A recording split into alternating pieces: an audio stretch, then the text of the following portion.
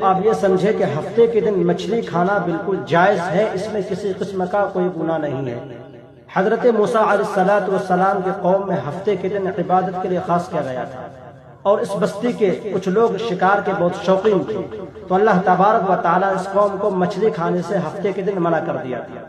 تو سنیچر کے دن مچھلیاں پانی کے بالکل اوپر تیرتی تھی، اتنی زیادہ مچھلیاں ہوتی وہ ہاتھ سے بھی پکڑ میں آ جاتی تھی۔ تو بستی والوں نے کیا کرتے تھے، ہفتے کے دن دریا میں جال لگا دیتے اور ہفتے کے دن مچھلی پھنس جاتی اور اتوار کے دن نکالتے اور کہتے میں اتوار کے دن نکالا ہوں۔